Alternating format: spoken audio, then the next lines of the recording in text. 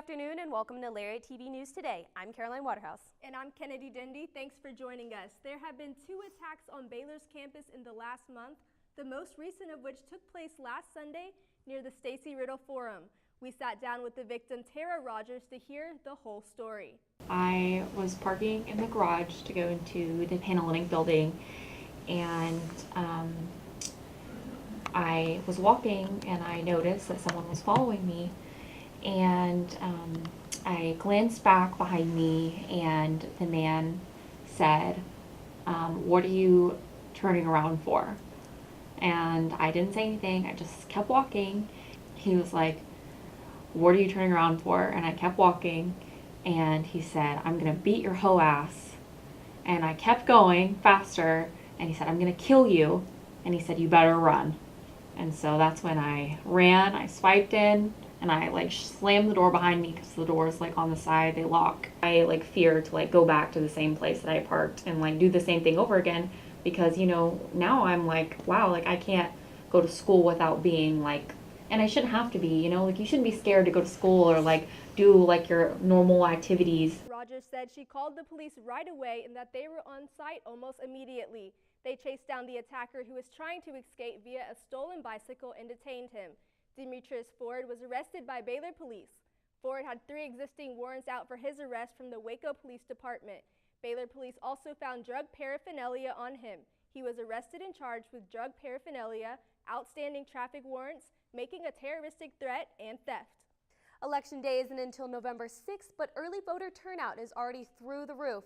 LTVN's Melanie Pace visited McLennan County Records Office to see why so many people aren't waiting to vote. Almost 5,000 people showed up to the polls on Monday in McLennan County. That's more than 4 times as many in 2014. Kathy Van Wolf, Waco's elections administrator, said voters are excited to cast their ballots. I think a lot of candidates are out working. I think people are excited about this election, both statewide and local elections. We also have cities and schools that are out working to get their voters out as well. Sophomore Brooke Matthews still has a few questions about early voting. Yes, I don't really know what that entails. So again, I'm gonna have to do some research. To early vote, here's what you need to know. There are 5 early voting locations listed here. Bring a government-issued ID to the polls, which are open for early voting until November 2nd. For Lariat TV News, I'm Melanie Pace.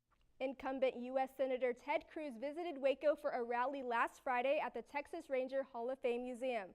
The senator from Texas compared himself to his opponent, Congressman Beto O'Rourke, on various issues. Cruz also said he was proud to help confirm Supreme Court Justices Neil Gorsuch and Justice Brett Kavanaugh. Wes Lloyd, president of the McLennan County Republican Club, said his main takeaway from the rally was the stark difference between the candidates. Cruz emphasized that regulations hurt the oil and energy trade as well as employment. If the states were to cut taxes, Cruz said he believes small businesses would thrive. Cruz also said he is working hand in hand with President Donald Trump to repeal job-killing regulations that affect Texas. A peaceful gathering of individuals opposed to the plea deal offered to a former Baylor fraternity president will take place at the McLennan County Courthouse Friday from 12 p.m. to 5 p.m. Jacob Walter Anderson was indicted on 4 counts of sexual assault in 2016. After the plea deal was presented to Anderson, he pleaded no contest to unlawful restraint. That would result in a fine of $400, 3 years of deferred probation, and required counseling, but no jail time, and he would not have to register as a sex offender.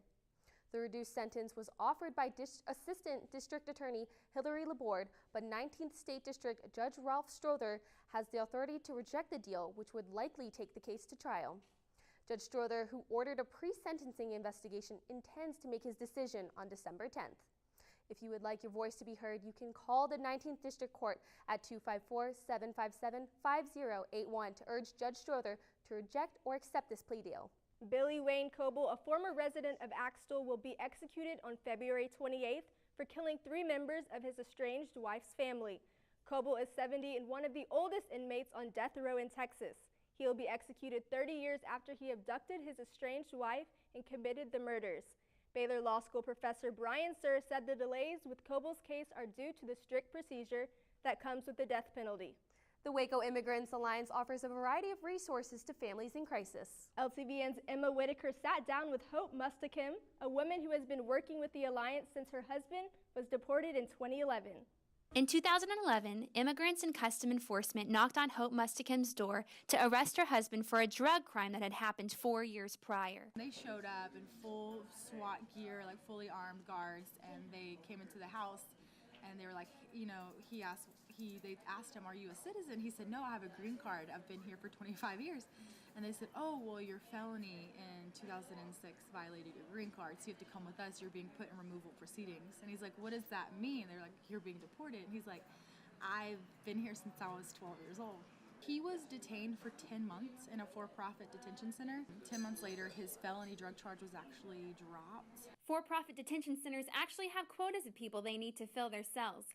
Since then, Hope began working for Waco Immigrant Alliance, which provides many resources to those in need. So we've got a leadership curriculum that we're going to launch soon. We have a hotline for people. The organization has an emergency relief plan to help families in crisis.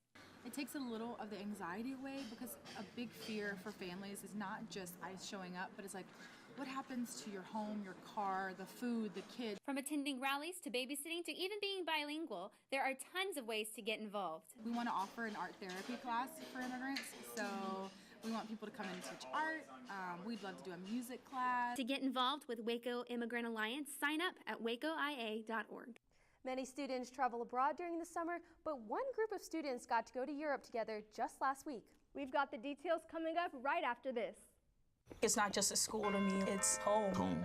Everyone's there to help you and to see you succeed. Challenging. Challenging. You're like, I'm here, I can do this. Friends. Friendship. Relationships. There's people that know you and people that are there for you around every corner. It's a shared experience. Rigorous. Growth. Transformative. Tradition. Tradition. Faith. Faith. I've loved every second of it. It's family. It's home. It's Baylor. One Waco organization is dedicated to the care and protection of your furry friends. I visited the Animal Birth Control Clinic to find out more about the resources and opportunities available to local pets. A Waco local, you are probably aware that there is a pet overpopulation problem. With a focus on the welfare of animals, Waco's Animal Birth Control Clinic is actively tending to the needs of any pet that they can find. We provide preventive services. Now, at the core of that is, of course, spay and neuter for dogs and cats. We also do vaccinations, so your core vaccinations for dogs and your core vaccinations for cats. Microchips, that's a huge thing. We also do flea and tick control and heartworm prevention. The clinic provides a warm and caring environment for the animals that enter, and they even have a unique program that they call Trap, Neuter, Return. We officially started the Campus Cat program this fall, where we regularly go out and humanely trap the feral cats that live on campus and bring them to ABC to get spayed or neutered, and then release them the following day to control the population. The Animal Birth Control Clinic works closely with Baylor by providing students with hands-on educational training and opportunities right at the clinic. ABC is really good about letting people observe surgeries or appointments, and then they do have volunteer opportunities for students to come volunteer here and kind of help the medical staff. We want to be seen as a caring Waco and beyond community. Having the animals cared for is a big part of that. We've made a lot of progress over the last 5 years, but we still have a lot of work to do. More information can be found at the clinic's website at animalbirthcontrol.org. For Lariat TV News, I'm Kennedy Dendy. Baylor provides a free English class for international graduate students and scholars. The course is taught by Baylor student King Chen, who came to America from China 8 years ago. Today, Chen helps international students make an easier transition into the working world. She said American culture shock is a problem many international students face. Chen has taught students from all around the world, including South Korea, Africa, and Poland. She said she hopes the class will help open communication on campus. The best students have the opportunity to visit Europe during the school year. 28 students from the Baylor Excellent Scholarship Team, or BEST, as well as senior lecturer Marlene Reed, traveled to Prague last week. The group visited multiple businesses focusing on subjects they had studied this summer. The students got to explore famous landmarks, taste the local cuisine, and even see Anne Frank's house in Amsterdam. Reed has been teaching the BEST course for the last 12 years. The BEST is a year-long class that takes over a strategic management course. If you are interested in further business experience, BEST applications for the upcoming year will open in January 2019. Studies show that only 18% of women graduate college with an American computer science degree. I caught up with the club at the East Waco Library that aims to bridge the gender gap in the technology world. Talk about girl power. Girls Who Code is a club designed to support and increase the number of women in the computer science and technology fields. We noticed that there was kind of a lack of STEAM programming for teens that we were offering. And this is actually a national program. It's an initiative nationwide to get more girls in STEAM careers ultimately. And so to teach them those skills, get them excited about it. The nice thing about this self-paced program is that somebody can walk in for the first time and get started, even if other people are working farther on in the lessons. The club aims to provide a safe and comfortable space for girls to learn the arts of coding. The goal is that they have fun in kind of a casual environment where they're learning these coding skills, so that hopefully when they have the opportunity maybe to learn those kinds of things in a more structured environment, either in high school or in college or on the job training, that they feel really comfortable and confident with that. The Girls Who Code Club meets at 4 o'clock every Wednesday at the East Waco Library. For Lariat TV News, I'm Kennedy Dindy. Children and grandchildren of faculty dressed up in Halloween costumes Tuesday night to trick-or-treat in residence halls. The annual treat night is organized by Baylor's Hall leadership teams. They select a theme for each dorm and provide decorations for volunteers to put up around their halls. Students even dressed up to hand out candy from their dorm rooms. Collins community leader Jess Boyce said the residence halls are a safe option for families who want to trick-or-treat but don't know where to go. Along with receiving sweets, attendees were invited to make a monetary or can donation to Caritas, a local nonprofit that helps impoverished Wacoans. Dogs on campus for a good cause. I found out which fraternity hosted a series of activities this week that not only supported the Huntsman Cancer Institute, but also involved some furry friends.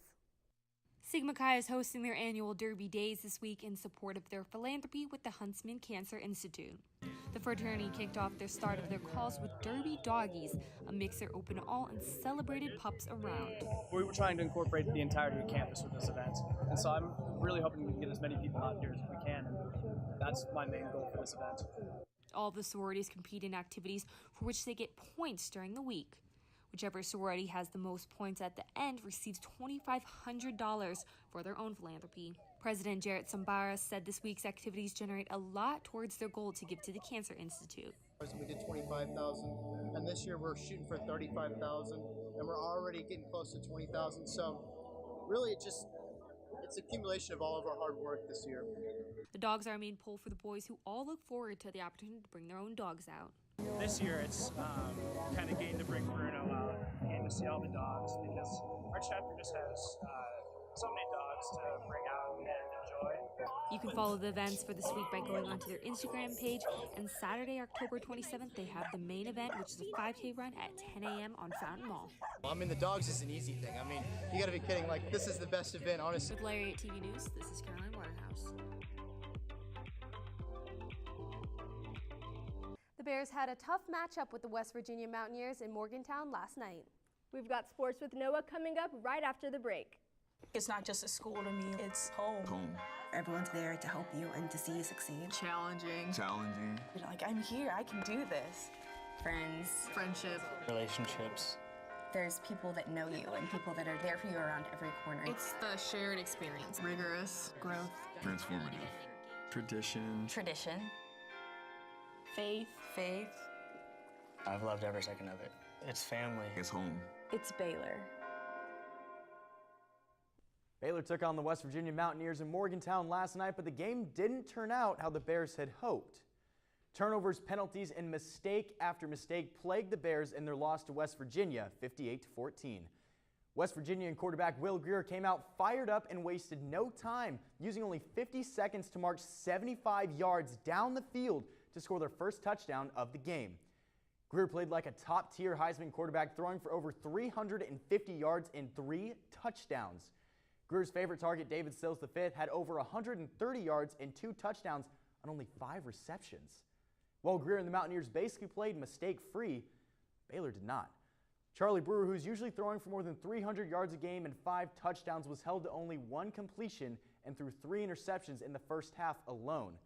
Jalen McClendon then entered the game the next drive to relieve Brewer, but before the half was over, Brewer was seen walking towards the locker room and was ruled out for the rest of the game. But for the rest of the Bears, drop passes and penalties were an Achilles heel. Baylor had 8 penalties for 75 yards, and every time the offense had momentum or the defense made a big play, a mistake messed up their flow.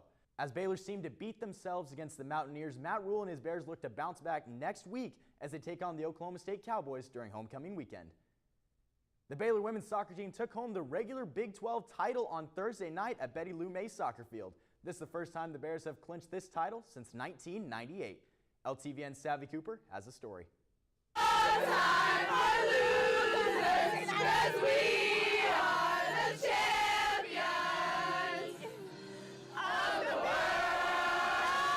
There is no time for losers at Betty Lou Mays Field Thursday night as the number 10 ranked Lady Bears defeated the Oklahoma Sooners 1-0 for their first Big 12 regular season title since 1998. Thursday's game was particularly special for the Bears since it was Baylor's senior night honoring 9 seniors on their roster. Fans were able to take home a poster, Baylor soccer t-shirt, as well as some Tiff's treats.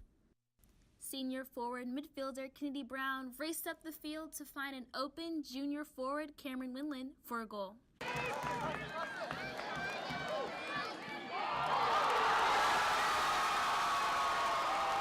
Baylor head coach Paul Jobson knows the difficulty of winning such a title and is proud of this team.